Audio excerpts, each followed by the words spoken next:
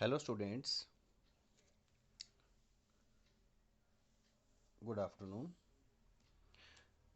Today we have topic dispersion of light.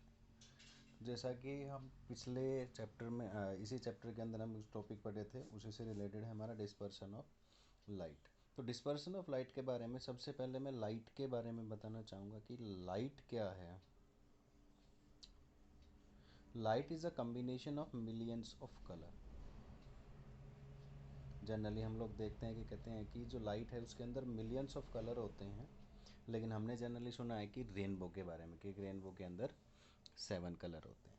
तो यहाँ पर मैं डिस्पर्शन को एक्सप्लेन करना चाहूँगा। कहते हैं dispersion of light, splitting of white light into 7 colour when pass through a medium. कहता है कि जब किसी मीडियम से कोई वाइट लाइट पास होती है तो वो अपने 7 कलर के अंदर डिस्पर्स हो जाती है, स्प्लिट हो जाती है। That phenomenon is known as the dispersion of light. तो यहाँ पर मैं बात करूँ कि लाइट जो है वो मिलियन ऑफ कलर से मिलकर बनी है, लेकिन हम लोगों को सिर्फ 7 ही, क्योंकि किसी भी बॉडी का कोई कलर नहीं होता। ये होती है उसकी कैरेक्टरिस्टिक्स कि वो किस कलर को एब्जॉर्ब करेगी और किसको वो रिफ्लेक्ट करेगी। तो जनरली जो हमें डिस्पर्सन होता है वो दिखाई देता है प्रिज्म के थ्रू। तो यहाँ पर हमारे पास एक प्रिज्म है जो कि इक्विलेटरल है, तीनों एंगल 60 डिग्री के। जब यहाँ से एक वाइट लाइट इसमें एंटर करती है तो जैसे ही वो इसके अंदर जाती है तो वो 7 कलर में डिवाइड हो जाती है। ऐसा आपने पहले के क्लासेस में भी पढ़ा होगा। अब बात ये आती है कि 7 कलर आ कहाँ से जाते हैं।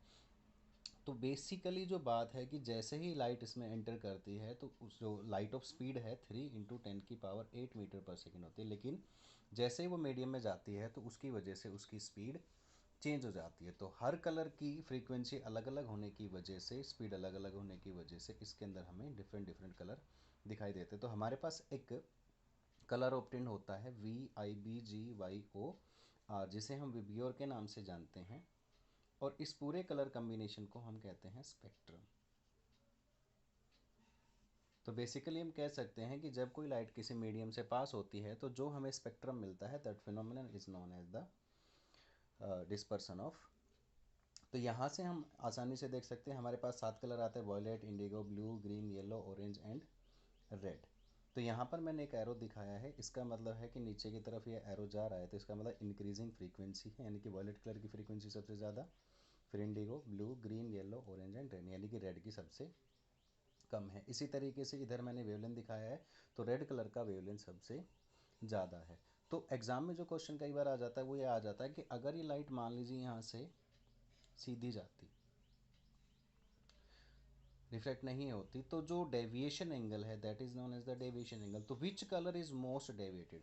तो वॉयलेट कलर सबसे ज़्यादा डेविएट होगा और सबसे कम डेविएट होगा रेड कलर। ठीक है, तो कहता है कि ये लाइट अगर सीधी जाती थी, यहाँ से हम देख सकते हैं ये एंगल कम है और ये एंगल ज़्यादा है। तो सबसे ज़्यादा डेविएशन होगा वॉयलेट कलर का और सबसे कम डेविएशन होगा रेड कलर।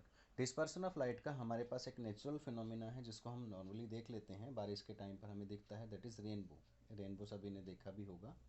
तो यहाँ पर क्या होता है कि रेनबो जो ड्रॉप होती है वो हमारे लिए एक प्रिज्म की तरह बिहेव करती है। Drop is behave as like a prism. तो यहाँ से लाइट इसमें एंटर करती है, ये लाइट जैसे इसमें एंटर करती है तो वो 7 कलर में डिवाइड हो जाती है और यहाँ पर टकराने के बाद ये वापस आती है। तो हम पहले भी पढ़ चुके हैं, द इंसिडेंस क्रिटिकल एंगल से ज़्यादा हो then it back to the same medium. तो यहाँ पर बात यह है कि जो हमारे पास 7 कलर थे, जो हमारे पास वाइट लाइट थी वो 7 कलर के अंदर, तो सिंगल कलर की लाइट को हम मोनोक्रोमेटिक लाइट कहते हैं। तो किसी भी बॉडी का कैरेक्टरिस्टिक्स होता है, कलर नहीं होता है, सिंपली कि वो किस कलर को एब्जॉर्व करेगा और किसको। फॉर एग्जांपल मैं अगर बात करूँ रेड पेन की, अगर रेड पेन को मैं वाइट पे चलाऊँ तो वो रेड दिखेगा, लेकिन रेड पेन को यदि मैं ग्रीन पे चलाऊँ तो मुझे वो रेड दिखाई नहीं देगा। So this is about the dispersion of light. The next topic in next video.